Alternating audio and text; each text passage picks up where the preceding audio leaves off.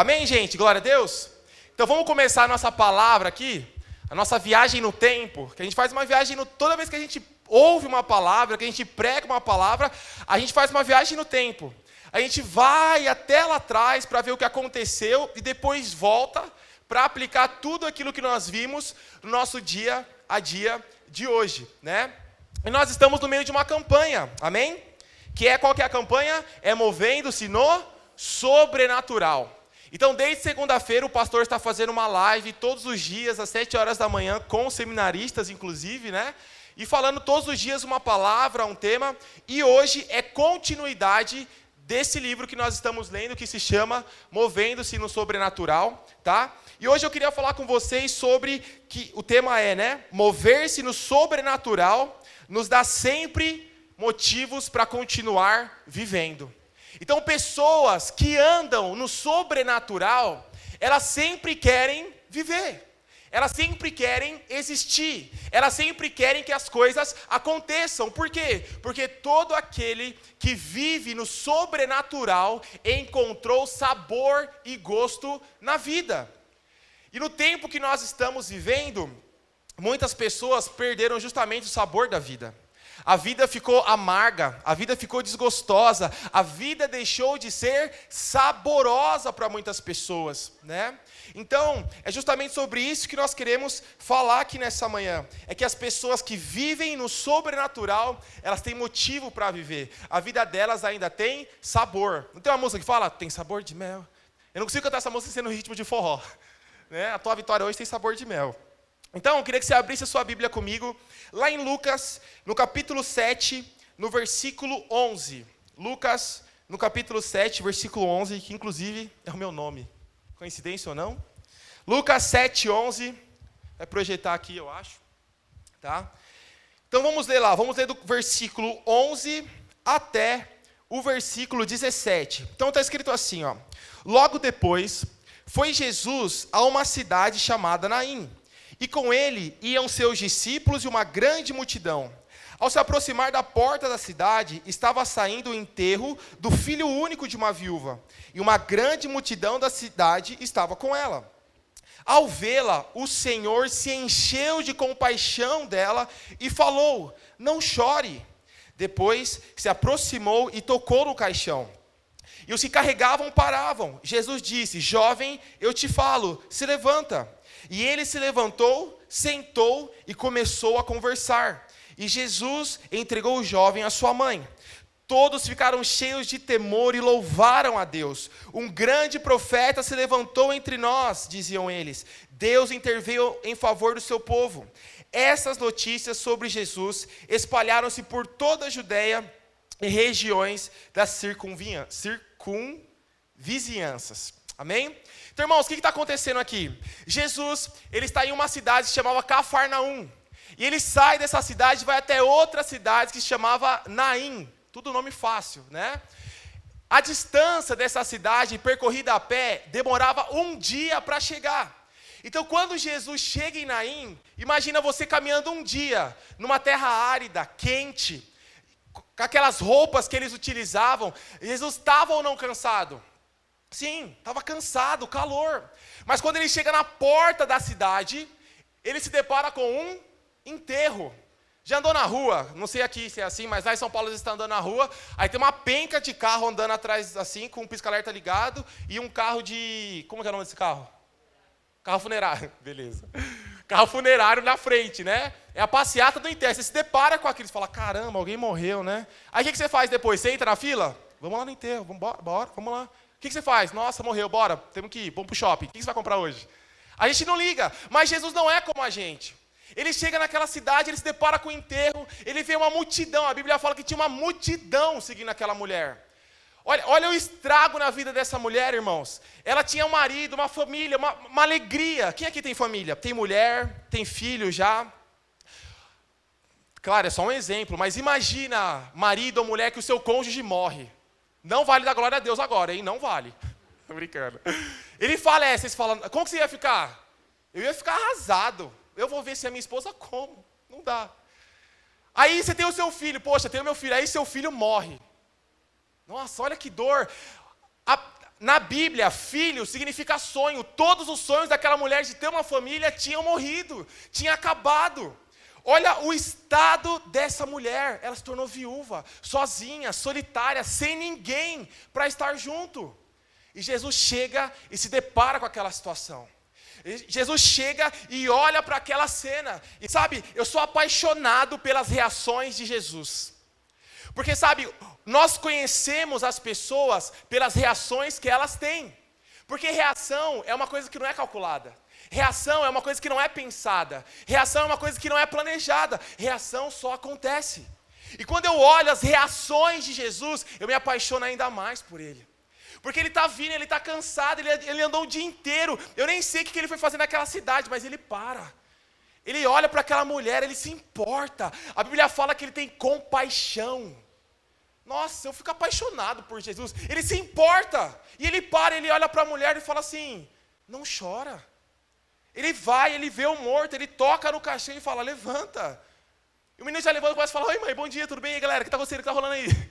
Começa a conversar. Ele fala, vai lá com a tua mãe.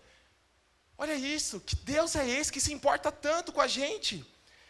Quando nós olhamos para essa situação, não havia uma solução natural possível, e isso também é poderoso. Por quê? Porque na nossa vida existem inúmeras situações que nós olhamos e não existe uma saída natural. Você perdeu o emprego, não tem salário, o que eu vou fazer? Até conseguir emprego para sustentar a casa. Aquela doença que não tem cura, o que eu vou fazer? Não tem uma saída natural para isso. A morte daquele jovem não tinha uma saída natural. Só Jesus podia resolver. Eu quero te perguntar hoje, qual é o problema da tua vida que não tem uma saída natural? Que não tem mais o que fazer? Que você já buscou em pessoas, já buscou em lugares, já buscou em dinheiro e até hoje não resolveu. Só Jesus é quem pode resolver isso na sua vida.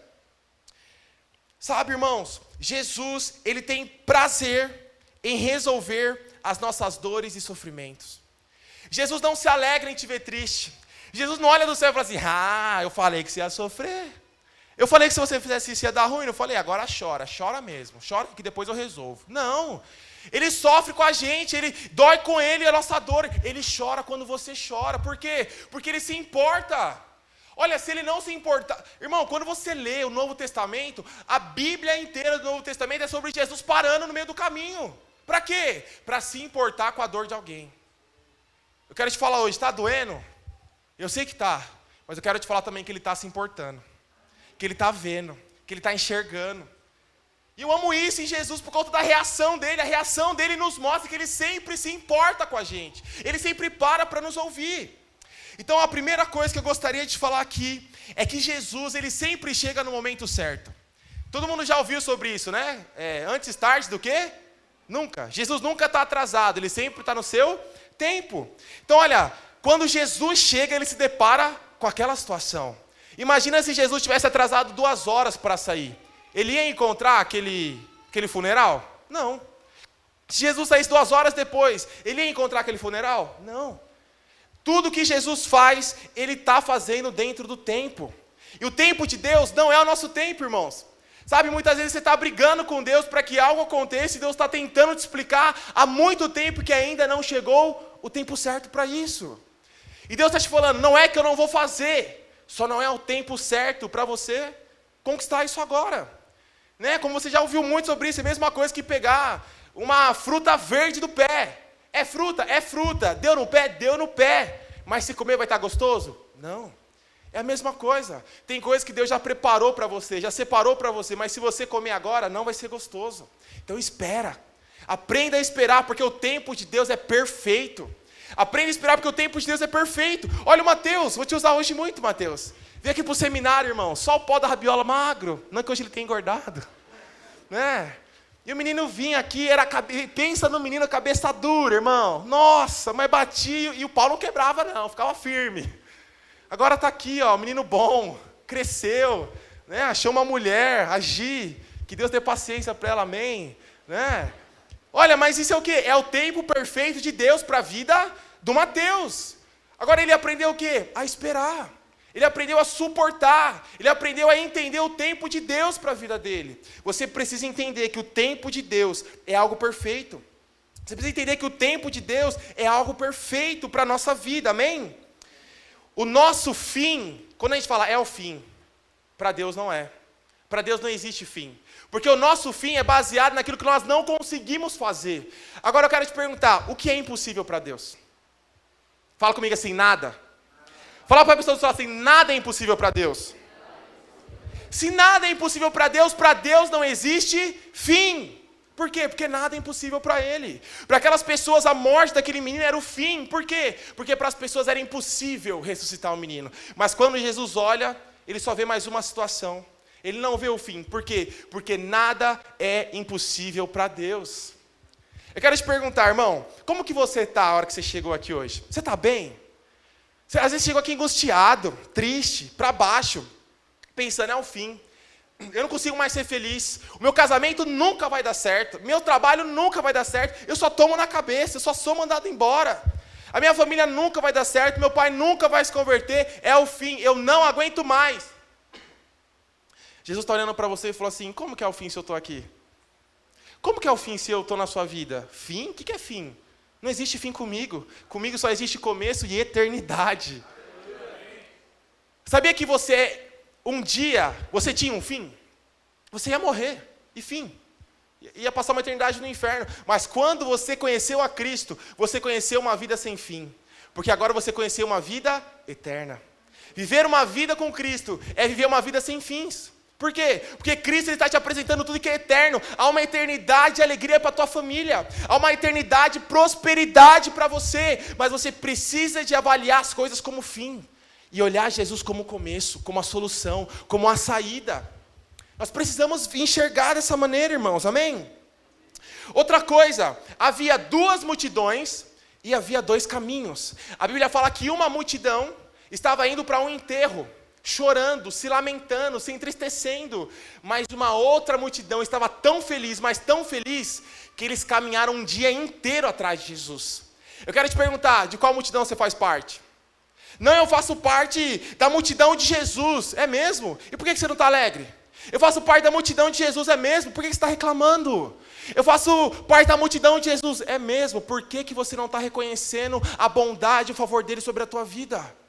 As pessoas que andam na multidão de Jesus, se nós fôssemos de São Paulo, multidão seria chamado de bonde, o bonde de Jesus. Eles não reclamam, eles não questionam, eles não colocam Deus contra a parede. Por quê? Porque eles estão seguindo a maior solução da vida deles, que é Cristo. Agora as pessoas que não seguem Jesus estão chorando, estão reclamando, estão questionando, estão colocando Deus na parede, falando, por que Deus? E como você pode ser capaz de questionar aquele que deu seu único filho por amor a você? Que prova mais de amor você quer? Ele deu seu filho e você acha que a maior prova de amor é um aumento salarial? Não. Ele vai fazer porque isso é pouco, perto do que ele já fez dando o filho dele. Então para de pôr Deus contra a parede e começa a se colocar dentro do abraço de Deus. Sabe, às vezes você coloca Deus contra a parede e Deus está assim, ó. Para, me abraça, fica tranquilo. Sabe, para de pôr Deus contra a parede e entra no abraço dele. A sua vida vai melhorar 100%, irmão. Sabe, qual dos dois caminhos você está seguindo? Qual dos dois caminhos você tem andado nesses dias?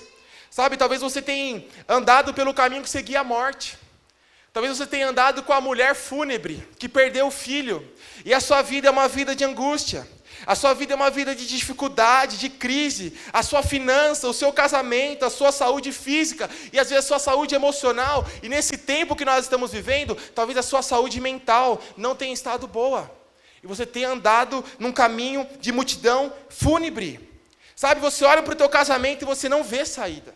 Você olha para a tua família e você não vê saída. Você olha para o teu problema e você não vê saída. Mas sabe qual é o pior? Quando você olha para você e você não vê saída. Você olha para você como profissional, você fala assim, eu não tenho saída. Você olha para você como pai, você fala, eu não tenho saída. Você olha para você como mãe, você olha para você como filho, você olha para você como funcionário, você fala, não tem saída. Você olha para o problema e fala, não dá mais, eu não consigo, eu já tentei de tudo. Mas sabe, nós não devemos andar por esse caminho. Sabe qual é esse caminho? É o caminho natural. Nós temos que andar por onde, irmãos? O manto está forte. Nós temos que andar pelo quê? Pelo sobrenatural. Pelo sobrenatural. Toda pessoa que olha para a sua própria vida, que olha ao seu redor e não vê mais saída, é porque ela está andando ao contrário disso. Ela está andando pelo natural. Naturalmente, alguém pode ressuscitar morto? Não. Mas sobrenaturalmente, pode. Então para de olhar para o teu casamento, para de olhar para a tua família, para de olhar para você de forma natural e começa a olhar como? De forma sobrenatural. Olhe para você com os olhos de Cristo, olhe para você com os olhos de fé. Acredite, creia que o sobrenatural de Cristo está sobre a sua vida. Amém? Fala assim comigo, eu creio que o sobrenatural de Jesus está sobre mim, está sobre o meu casamento, está sobre as minhas finanças, em nome de Jesus. Amém. Ia ver então vocês iam me seguir. Amém, irmãos? E como eu falei, em paralelo tinha a multidão de Jesus, uma multidão alegre, que andou quilômetros só para estar com Cristo, porque ele era de fato motivo de alegria. E para terminar, eu queria falar aqui 3 coisas que Jesus fez com essa mulher, e que ele faz com a gente hoje também. A primeira coisa que Jesus fez foi olhar para aquela mulher e ter compaixão dela. A Bíblia fala assim no versículo 13, ao vê-la, Jesus se encheu de compaixão dela e disse, não chore. Sabe o que é interessante? Jesus está sempre nos enxergando. Coincidentemente, se existe coincidência, semana passada no sábado, no culto de jovens, inclusive se você é jovem, quero te convidar para estar aqui com a gente, todos os sábados às 20 horas, nós falamos quase que sobre isso. E eu falei sobre o primeiro encontro de Jesus com Pedro. E sabe o que é interessante sobre o primeiro encontro de Jesus com Pedro? A Bíblia fala que Jesus está pregando para uma multidão, e atrás de Jesus tinha um lago, um mar, e a multidão vai se aproximando, e quando Jesus olha, o pé dele já está cheio de água. Ele falou, meu Deus, se essa multidão continuar me empurrando, daqui a pouco eu estou mergulhado na água. A Bíblia fala que ele olha em volta, e ele vê 2 barcos, e ele vê Simão, que era Pedro, limpando a rede. E sabe o que eu acho mais interessante? Jesus chega para Pedro e fala, com licença, eu poderia usar o teu barco para pregar? E Pedro fala, pode, porque para pescar não serve. A Bíblia fala que Pedro pescou a noite inteira. Sabe o que Pedro pegou naquele dia? Nada. E aí a Bíblia fala que Jesus sobe no barco, ele se afasta, senta e começa a pregar. Eis que nos é chegado o reino de Deus, a nova aliança. E Pedro está ali, lavando as redes. O barco vazio, sem peixe. Imagina a vida de Pedro, irmão. O sustento da família dele vinha do peixe. O dinheiro dele vinha do peixe. E ele não pegou nada naquele dia. E sabe o que eu acho mais poderoso em Jesus? Mais uma vez, é a reação dele. Porque a Bíblia fala que ele prega. E quando ele termina de pregar, sabe o que ele faz? Ele olha para Pedro e fala, entra mais um pouco para o fundo aí e joga a rede. Imagina Pedro. Está lá lavando a rede, pode usar o barco? Pode, vamos lá, usa aí. E está lá. Jesus termina, vai com o barco para o fundo. Hã? O barco para onde? Para o fundo. Para quê? Para jogar a rede. Senhor, mas a gente desculpa, né, senhor? Você é carpinteiro, né? Você mexe com madeira. Então, se fosse para construir o barco, eu até entendia, mas eu pesquei a noite inteira. Nós 4 é pescador e não pegamos nada. Mas já que você está falando, eu vou. E sabe o que eu acho mais interessante em Jesus? É que ele está preocupado com o reino de Deus. Ele está pregando a palavra para uma multidão. Ele está pregando a palavra para muita gente. Mas enquanto ele está ali pregando a palavra, de certa forma o coração dele está enxergando o Pedro ali, ó. Ele está vendo Pedro limpando a rede. Ele está vendo o barco de Pedro vazio. Ele está chegando para cumprir o propósito dele na cidade de Naim, de pregar para o evangelho. Mas ele está vendo o filho da mulher morto ali. Ele está se importando. O reino de Deus está acontecendo. O evangelho está sendo pregado. A coisa está grande. Mas sabe, ele olha quando você entra no teu quarto e chora. Ele está ali fazendo as coisas acontecer, levantando pregadores, ele está fazendo a igreja crescer, mas ele vê quando você olha para o seu casamento e fala, não aguento mais. Ele percebe, ele te enxerga. Sabe, Jesus está olhando que até hoje você pescou, e o teu barco continua vazio. Você pescou, e hoje você está aí lavando um rede sem nada no teu barco, sabe por quê? Porque Cristo te enxerga, Ele te vê, Ele está te olhando, Ele te percebe. Então você precisa entender que a atenção de Jesus está voltada para você. A atenção de Jesus está voltada para a tua família. A atenção de Jesus está voltada para o teu coração. Nossa, irmãos, eu amo Jesus porque Ele se importa comigo como ninguém jamais se importaria. E Ele se importa com você como ninguém jamais se importaria. Eu sei que às vezes a nossa vida não é nada fácil, é ruim, é difícil, mas Ele se importa. E se importa tanto que Ele se move em nosso favor. Então, primeira coisa, Ele olhou para aquela mulher e Ele está olhando para nós hoje. Segunda coisa, Ele falou com a viúva. Sabe o que Ele falou? Não chore. Não chore. A Bíblia fala que uma multidão seguia aquela mulher. Agora, sabe o que é interessante? Que mesmo a multidão não tinha recursos para consolar ela. Uma multidão não tinha recursos para confortar aquela mulher. Eu quero te perguntar, quantos médicos você já procurou para ter conforto? Quanto de dinheiro na tua conta você já procurou para ter conforto? Quantas pessoas na sua vida você já conversou para ter conforto? Aí você fala, não, eu vou conversar com o meu líder porque ele vai me trazer conforto. Eu vou conversar com o pastor porque ele vai me trazer conforto. Não vai! Porque nós somos homens, ainda que andamos no sobrenatural, nós somos homens. A única pessoa que pode e vai mudar a sua vida, o teu casamento, a tua finança e vai mudar você é Jesus. Ninguém mais pode fazer isso. Olha, eu e a Andresa cuidamos de um casal, quando nós lideramos a célula de casais, eles não estão mais na igreja hoje. E eu me lembro que, poxa, nós viemos de São Paulo, nós cuidávamos de adolescente, irmão. Nós éramos explorador da rede de adolescente, menino de 12 a 15 anos. Ô tio, a minha mãe não quer me dar meu Hot Wheels. Falei, moleque, vai te lascar. Aí eu chego aqui, encontro uma família quebrada, com 2 filhos, mó perrengue. Falei, meu Deus, eu só vou conseguir se eu fizer o quê? Sobrenatural. E eu lembro, irmão, que eles não podiam dar um A, eles ligavam.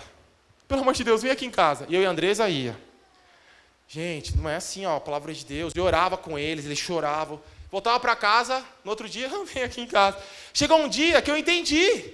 Eu não posso mudar a vida deles. Eu não posso melhorar o casamento deles. Eu não posso transformar o relacionamento deles. Eu sentei na mesa e falei com eles, é o seguinte, gente. Eu vou ser muito franco com vocês.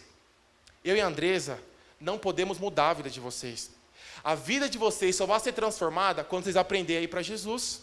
Vocês me chamaram aqui, mas vocês já oraram hoje? Vocês já buscaram o Senhor hoje? Olha, você busca assim, de inúmeros jeitos resolver a tua vida, mas você não vai para Cristo. Como que resolve uma vida sem Jesus? Me fala. Porque se existe, eu quero descobrir, porque não existe. Não dá, não tem. Aquela mulher estava chorando, estava mal, por quê? Pedro estava mal, por quê? Porque tudo que eles podiam fazer, que era natural, eles tinham feito. Tinha lançado rede, pescou a noite inteira, fez funeral, chamou médico, mas não tem solução. Ou você aprende, de uma vez por todas, a ir para Cristo, e parar de colocar a tua vida na vida de homens. Parar de colocar a culpa dos problemas da tua vida na vida de homens. Porque é a culpa do meu chefe que não me deu aumento. Porque a culpa é do meu pai que não esteve comigo. Porque a culpa é do meu pastor. Porque a culpa é do político. Porque a culpa... Não! Não são eles que mudam a nossa vida. Quem muda a nossa vida é Jesus Cristo. É Ele quem muda a nossa vida. Quando Jesus veio para a terra, os judeus, o povo de Deus, estava sob opressão romana. Mas você não vê Jesus se importando com a política. Vou falar com o Nero para ele mudar isso aqui. Não, Jesus está cumprindo a sua obra. Em nome de Jesus, eu creio que o Senhor está movendo em todos os setores da nossa nação. Eu creio nisso, porque Ele se importa. Mas eu não vou pôr mais culpa em ninguém. Eu tenho que parar de achar culpados e encontrar aquele que soluciona. Você gasta tanta energia procurando culpado, que você poderia gastar essa energia, sabe para quê? Para correr para os braços de Jesus. Você está gastando energia na coisa errada. Se você não aprender a correr para o braço dele, você não vai encontrar a solução. E por último, a última coisa que eu quero falar com os irmãos aqui nessa manhã. Jesus tocou no caixão. É interessante porque Jesus, ele olha, ele percebe, ele fala, mas ele não fica só nisso. Ele se move. Ele age em nosso favor. Muitas vezes nós vemos uma situação, nós percebemos, nós falamos, mas nós não nos movemos. Nós não fazemos nada, mas Jesus faz. E a Bíblia fala que ele vai e ele toca no caixão. Jesus toca justamente no grande problema daquela mulher. O grande problema daquela mulher era o caixão, era a morte. E eu quero te falar que Jesus está aqui nessa manhã para tocar no teu grande problema. Ele está aqui nessa manhã para tocar no teu caixão. Ele está aqui nessa manhã para tocar naquilo que tem te feito chorar. Ele está aqui nessa manhã para tocar naquilo que tem te trago tristeza no teu coração. E sabe o que é interessante? A Bíblia não fala que Jesus perguntou quem ela era. Quem é você, mulher? Jesus faz isso? Quem é você? Não. A Bíblia não fala que Jesus perguntou o que ela fazia. O que você fazia? Você já traiu seu marido? Você mente? Você rouba, não rouba? Você dá as ofertas na minha casa? Jesus não pergunta nada. Jesus não analisa a vida daquela mulher para abençoá-la. Sabe por quê? Porque a nossa bênção não pode ser merecida nem conquistada. A nossa bênção só pode ser recebida pela graça de Deus. Você está passando por um perrengue, está doendo, e você fala, é porque eu fiz isso, é porque eu fiz aquilo. Muitas coisas são sim consequências das nossas atitudes. Mas sabe, Cristo não olha para você com um olhar de avaliação. Ele olhou para aquela mulher e a única coisa que ele sentiu foi compaixão. Ele enxergou a dor dela. E quando Cristo olha para você, é igualzinho. Ele não está se perguntando, mas você nem ora, você nem lê a Bíblia, você nem vai na célula. Ah, mas você falta nos cultos, agora quer que eu te abençoo? Cristo não faz isso. Ele olha a tua dor, ele sente compaixão, ele está louco para te falar o que ele falou para aquela mulher. Sabe o que é? Não chores. Não chores. Voltando para a história de Pedro, para a gente terminar. A primeira vez e a última vez que Jesus aparece para Pedro são quase iguais. As duas vezes Pedro está no barco, as duas vezes Pedro está pescando, e as duas vezes Pedro não pega absolutamente nada. Tanto na primeira vez, quanto na última vez que Jesus aparece para ele. E as duas vezes, Cristo mostra que se importa com Pedro. Na primeira vez, ele faz ele pescar muito peixe. E na segunda vez, que Pedro tinha traído Jesus, Jesus libera perdão sobre a vida de Pedro. Eu não sei quanto tempo faz que você anda com Jesus. Pedro fazia 3 anos. E talvez assim como Pedro, você já andou muito tempo com Jesus, mas ainda continua buscando solução nos seus próprios meios. Mas Jesus ainda, depois de tanto tempo, está aqui para te abraçar e te falar, eu entendo a sua dor. Eu fui homem como você. Eu senti dor, eu chorei. Eu chorei quando Lázaro chorou. Eu sei o que é chorar. Eu sei o que é sentir tristeza. Sabe, nessa manhã, eu até mencionei sábado passado que tem uma música ainda que secular e ela fala, como vai você? Eu queria tanto saber da sua vida. Já ouviu essa música? Como vai você? Queria tanto saber da sua vida. E sabe, Jesus está olhando para você hoje e Ele está enxergando o teu caixão. Ele está enxergando o teu barco vazio. Mas Ele também está te perguntando, como vai você? Como vai você, Renan? Como vai você, Michael? Como vai você, Cleia? Como vai você, Adriano? Como vai você, seu Tião? Eu queria tanto saber da tua vida. Eu queria tanto saber do teu coração. Eu queria tanto saber do teu casamento. Me fala. Eu estou vendo o teu caixão, você está chorando, eu sei. Está doendo, eu sei. Mas eu estou louco para te falar, não chores mais. Eu estou louco para tocar no teu caixão e transformar tudo que é morte na tua vida. Tudo transforma o que é morte em vida na tua vida. Esse é o nosso Jesus. É aquele que se importa, é aquele que ama, é aquele que tem compaixão. E se você não é apaixonado por Ele, eu não sei pelo que mais você pode se apaixonar. Por alguém que se importa tanto, que ama tanto, que cuida tanto, que está tão presente. Eu não sei com que mais eu posso me apaixonar. E nessa manhã o Senhor está aqui para te falar que Ele enxerga a tua fraqueza. Que é na tua fraqueza que Ele aperfeiçoou o poder dEle, como fala em Coríntios. Eu não sei como você entrou aqui nessa manhã, mas eu quero te falar que você vai sair daqui forte. O teu casamento vai sair daqui forte. A tua esperança vai sair daqui forte. Os teus sonhos vão sair daqui forte. Porque Jesus está aqui nesse lugar nessa manhã. Eu queria que você fechasse os teus olhos, abaixasse a sua cabeça e que você respondesse a essa pergunta nessa manhã. Como vai você? Como você está? Como vai o seu casamento? Como vai as suas finanças? Como vai o seu coração? Como vai a sua mente? Enquanto o Thomas ministra, eu queria que você orasse ao Senhor. Eu queria que você rasgasse teu coração, porque Ele está te vendo aqui nessa manhã. Perceba o quanto que Ele se importa. Creio que Tu és o caminho, a verdade, vida. Eu creio que em todas as lutas tribulações, em todas as situações. Eu creio que Tu és minha força, minha herança. Tu és o meu refúgio. Fique de pé no seu lugar. Eu creio que Tu és caminho. Declara essa canção. Verdade. Vida, creio que Tu és vida. Eu creio que Tu és o caminho, verdade, vida.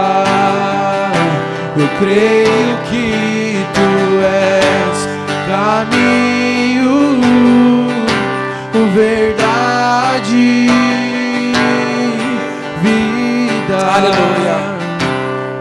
Antes de nós encerrarmos, eu sei que nós estamos num tempo de pandemia, mas eu acho interessante porque Jesus toca.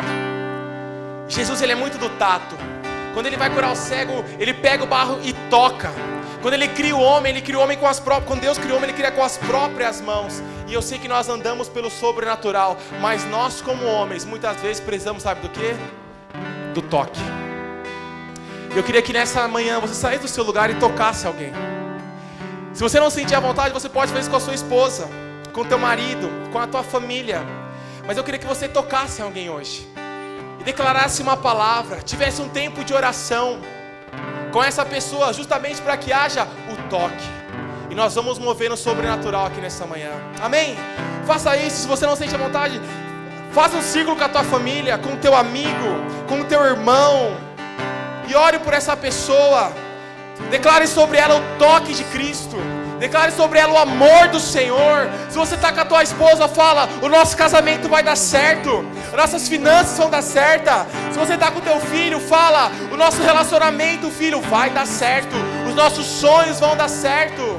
Tu me proteges, Tu és o meu amor.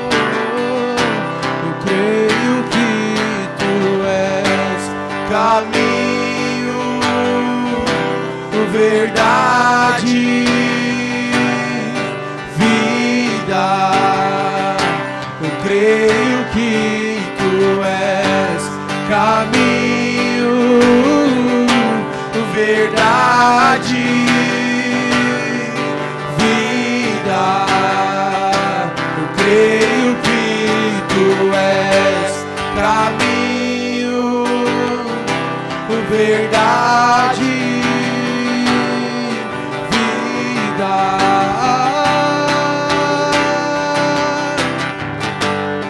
Um novo horizonte me faz olhar pra Ti, e Tu me encontras hoje aqui com misericórdia.